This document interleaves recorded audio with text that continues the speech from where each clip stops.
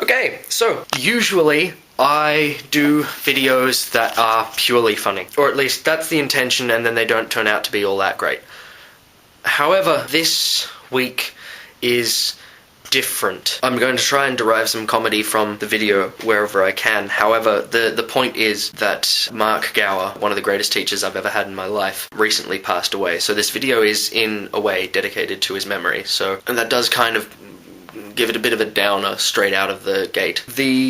What I'm doing today is I'm going to be focusing on explaining factorial numbers, as this was something that a aforementioned teacher once did when I was in grade 5, which I'm aware is not part of the standard grade 5 curriculum. However, it was of value to me. So here is my video trying to make a trend out of the use of factorial numbers, and I'm aware that it's not all that easily applicable. However, it can make you look like an intellectual douchebag in the best possible way. Now, without researching the applications of factorial numbers, there are a couple of uses of factorial numbers, but first I will try explaining it as per my memory. A factorial number is essentially the number. It's a number with an exclamation mark after it. It is the number displayed followed by an exclamation mark. The way you calculate the meaning of it is that number multiplied by every preceding whole number to 1.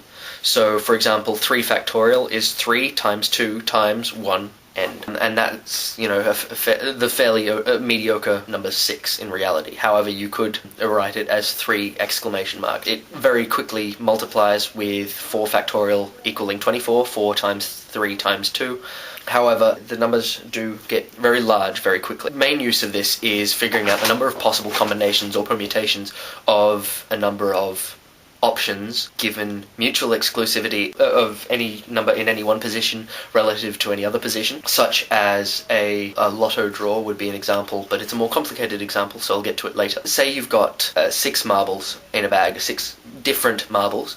If you are to draw one out, it can only, without replacing it back in the bag, you can only draw it in any one of the 6 positions if you are to draw all 6. For this reason, there are 6 factorial permutations of the order of drawing of marbles. At first, there are 6 possible marbles, then after this initial draw there are 5, so it becomes 30 possible permutations just for the first 2 numbers, for the first 2 marbles in this case. Then there are 4 thereafter, becoming 120, then there are 3 thereafter, becoming 360, and then there are 2 thereafter, becoming 720.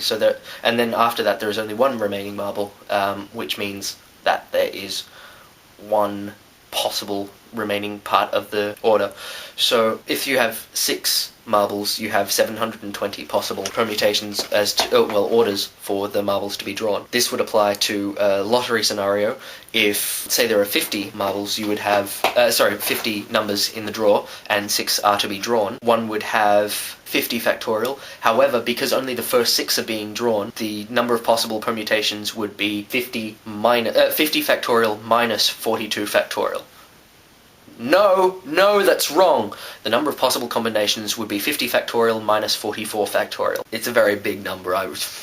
However, this is specific to the order in which those numbers could have been drawn. So from there, it needs to be... I'm just in the middle of editing. It's Saturday today. Basically, just regarding the 50 factorial minus 44 factorial, giving us the possible combination, the permutations of 6 random numbers being drawn from a lot of 50, to, if you want to get the odds of a certain combination of numbers, regardless of their order being drawn, you would say 50 factorial minus 44 factorial gives us the possible permutations of the 6 numbers being drawn, and then you multiply this by 6 factorial. So 1 times 6 factorial over 50 factorial minus 44 factorial. 50 factorial minus 44 factorial. Not really sure if anyone's actually going to apply that for any reason or care that I added that, but I figured I should explain the little bit as to how to calculate that part.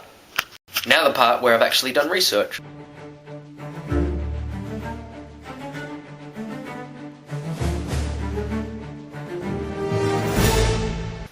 So yeah, I did a bit of research, and it's, as far as the stuff that makes any sense or can be applied in a day-to-day setting, it's pretty much that, and it's you need to work pretty hard to apply factorial numbers in a day-to-day setting anyway. It's all probability stuff and pretty specific probability stuff.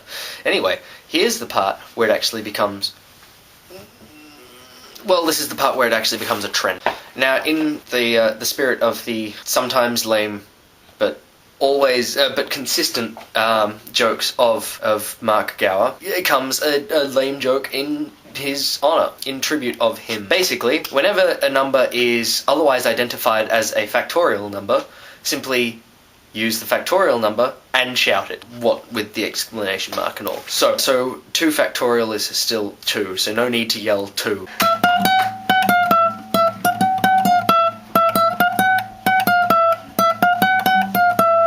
So, yeah, factorial numbers, you know, you'd have 2 would just be 2, so you wouldn't bother doing anything with that, and 3 factorial is just 6, so you wouldn't worry too much about that. But 24 could be, like, you know, 4 factorial, and therefore 4 with an exclamation mark, and therefore simply 24 would just be 4! And 120 would just be 5! And 720 would be 6! Etc.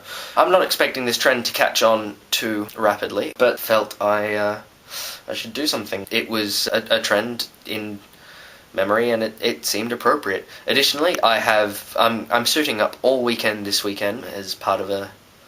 Yeah, so yes, enjoy me being suited up, and hopefully you don't find this video too painful.